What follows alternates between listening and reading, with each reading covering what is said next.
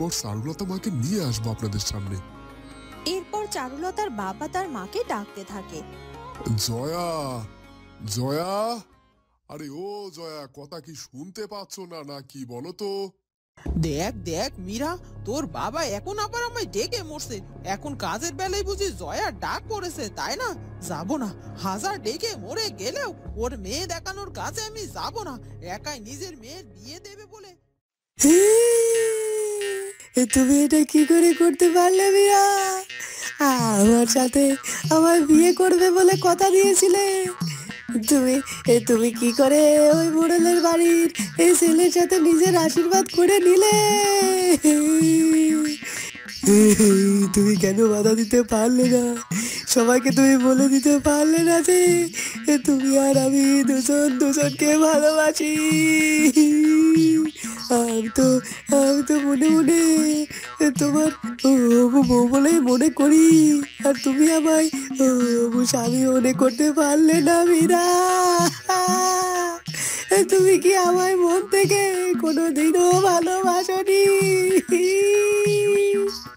চুপ করো তো বাপু, তোমার ওসব ন্যাকা কান্না এখন রাখো।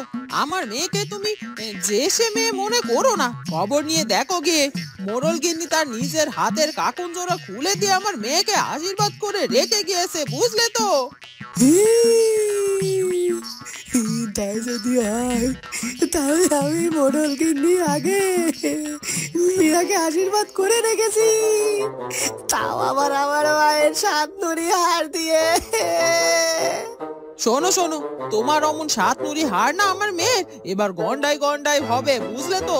মোড়ল বাড়ির গিন্নি হতে চলেছে বলে কথা, আর তুমি চাইলে তোমার ওই 7 নুড়ি হার আমি ফিরিয়ে দেবো কন? ফিরিয়ে নেওয়ার জন্য হার দেয়নি মীরাকে, বিয়ে করবো বলে দিয়েছি। মা, তুমি আর অমন করে বলো না তো আমার ভ্যাবলাকে। দেখছো তো বেচারা কষ্ট পাচ্ছে কত। আসলে ও আমার মন থেকে ভালোবাসে কিনা, তাই তো এমন ভ্যাল করে কান্না করছে আমার জন্য। ভালোবাসলে শুধু ভ্যাল করে কান্না করলেই চলবে? ও যদি সত্যি তোকে ভালোবেসে বিয়ে করতে চায় তবে ওকে বল মোড়ল বাড়ির লোকদের সাথে পাল্লা দিতে। তবে যদি তোর বাবার মন গলাতে পারে। আসলে তোর বাবা তো বলেই দিয়েছে, তোকে যে বেশি গয়না দেবে তার সাথেই তোর বিয়ে দেবে তোর বাবা। পারবো, আমি মীরাকে বিয়ে করার জন্য সব করতে পারি। গা ভর্তি গয়না করিয়ে দেব মীরার জন্য। বলো মীরা, তোমার কোন গয়না চাই? আপাতত বেশি কিছু না, সবে তো 7 নুড়ি হার দিয়েছো। এবার 1 জোড়া কাকন আর 1 জোড়া কানের দুল নিয়ে এসো দেখি। ওগুলো দেখিয়ে মীরার বাবার মনখানা একটু গলাতে পারি কিনা, তবে তুমি একটু আশার আলো দেখতে পাবে আর কি। ঠিক আছে, আমি কালকের মধ্যেই তাহলে মীরার জন্য হাতের কাকন আর কানের কানবালি নিয়ে আসবো। এখনকার মতো আমি আসছি মীরা, তুমি আমার জন্য অপেক্ষা করো কিন্তু। এই কথা বলে ভ্যাবলা সেখান থেকে চলে যায়। বুদ্ধটার মাথায় গোবর ঠাসা। সত্যি যদি আমার মোড়ল বাড়ির ছেলের সঙ্গে বিয়ে ঠিক হতো তাহলে কি আর কোনো কিছুর বিনিময়ে ওকে আমি বিয়ে করতে চাইতাম নাকি? চারুলতা, কি মা, তুই কাঁদছিস? আজ এত খুশির দিনে তোর চোখে জল কেন মা?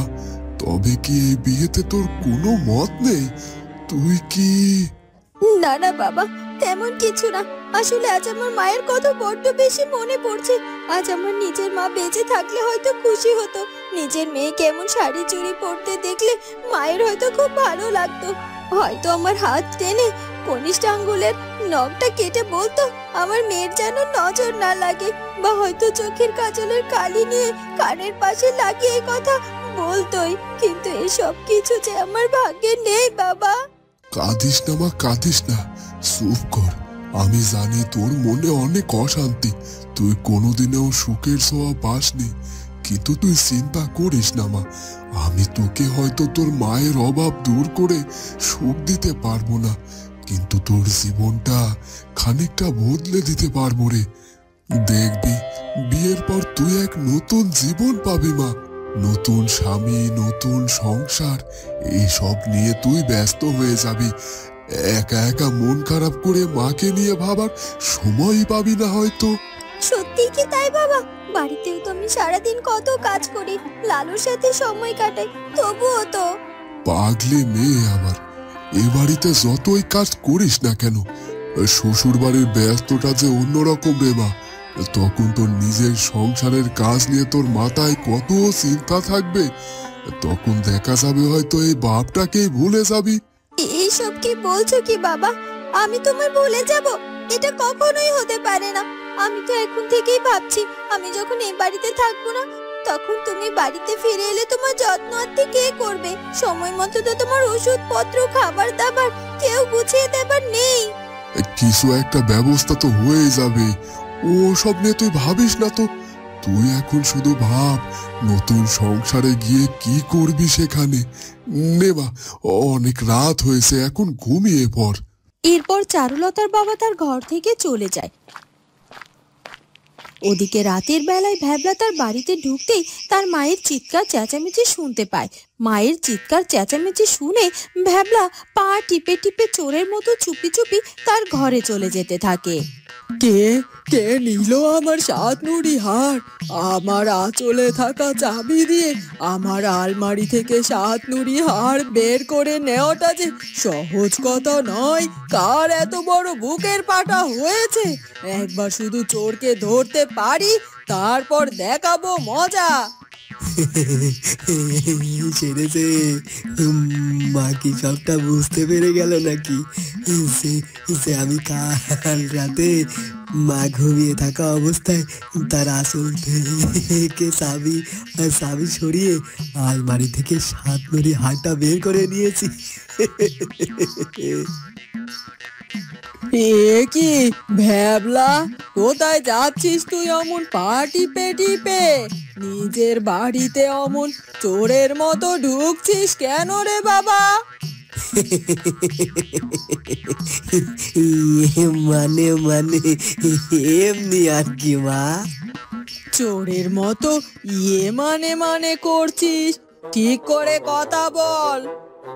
না মা, না, বাড়িতে ঢুকে তোমার এমন চিৎকার চেঁচামেচি শুনে মনে করেছি আমি রাত করে বাড়িতে ফিরেছি বলে তুমি আমার নামে বকাবকি করছো, তাই লুকিয়ে ঘরে যেতে চেয়েছিলাম। তোকে তো বকবো পরে, তার আগে আমার কি সর্বনাশ হয়ে গেল সে কথা শোন বাবা। আমার 7 নুড়ি হারখানা চুরি হয়ে গেছে রে। উড়িয়ে সর্বনাশ, কি বলছো কি মা? আমার মায়ের আলমারি থেকে আমার চুরি হয়ে গেছে? শালা চোরের এত বড় সাহস!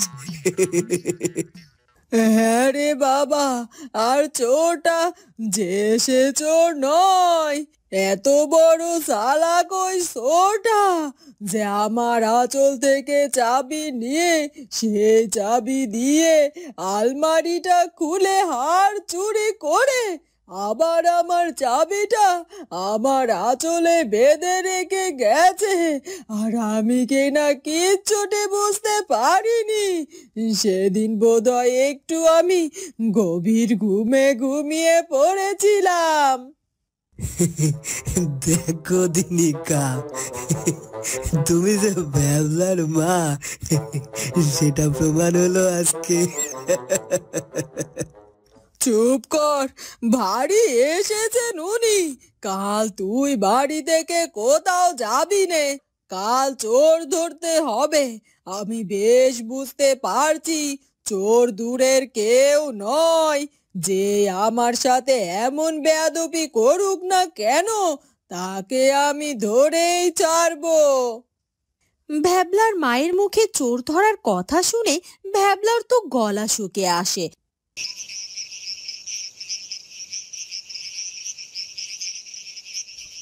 আর ওদিকে দেখা যায় রাতের বেলা চারুলতা তার বিছানায় ঘুমিয়ে আছে। নানা চিন্তা নিয়ে চারুলতা তখন ঘুমায়। তখন হঠাৎ স্বপ্নে সে এক অদ্ভুত দৃশ্য দেখতে পায়।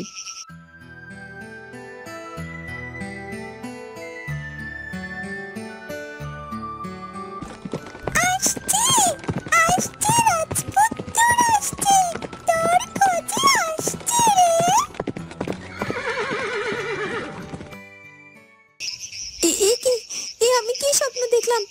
স্বপ্নে স্বপ্নে আমি ওটা কাকে দেখলাম রাজকন্যার বেশে? আর কেনই বা আমি এমন স্বপ্ন দেখলাম? আর আর আমার স্বপ্নের ওই সোনালী পাখিটা কি বলছিল যেন, কি যেন? ও মনে পড়েছে, পাখিটা তো বলছিল ঘোড়ায় চেপে এক রাজপুত্তর আসার কথা। স্বপ্নে দেখা রাজকন্যার বেশে ওই মেয়েটাই বা কে ছিল? আর পাখিটাই বা কোন রাজপুত্রের কথাই বা বলছিল? এ আবার কেমন স্বপ্ন আমি দেখলাম? এই স্বপ্নের আগা মাথা কিছুই তো বুঝতে পারছি না। তখনই ভোরের আলো ফুটে ওঠে। পাখিরা ভোরের আগমনী ডাকের কিচিরমিচির শব্দ শুরু করে। ও মা, ভোর তো হয়ে গেল দেখছি। এখন আর শুয়ে কি করব? ঘুম যখন ভেঙেই গেছে, তখন আমি উঠে সকালের বাসি কাজগুলো বরং সেরে নেই। এ কথা বলে চারু যখনই বিছানা থেকে উঠতে যাবে, তখনই হঠাৎ করে সে সেই স্বপ্নের চিন্তায় একেবারেই আনমনা হয়ে যায়। এই ভোরবেলায় দেখা স্বপ্নটা আমায় এত ভাবাচ্ছে কেন? লোকের মুখে শুনেছি ভোরের স্বপ্ন নাকি সত্যি হয়, কিন্তু যে স্বপ্নের কোনো মানেই নেই সেই স্বপ্ন আবার সত্যি মিথ্যে কি? দূর বাবা, এসব নিয়ে পড়ে না থেকে আমি বরং আমার কাজে যাই। এরপর চারুলতা তার দেখা স্বপ্নের চিন্তা বাদ দিয়ে তার কাজে বেরিয়ে পড়ে। এই তোমরা শুনেছ আমাদের চারুলতার নাকি বিয়ে ঠিক হয়েছে, তাও নাকি আবার মোড়ল বাড়ির ছেলের সাথে গো। হ্যাঁ শুনলাম গো। হ্যাঁ, কেন তোমরা চারুলতার বিয়ের খবরটা শুনে খুশি হওনি? আমি তো বাবা খুব খুশি হয়েছি। এতদিনে মেয়েটা অন্তত সৎ মায়ের অত্যাচারের হাত থেকে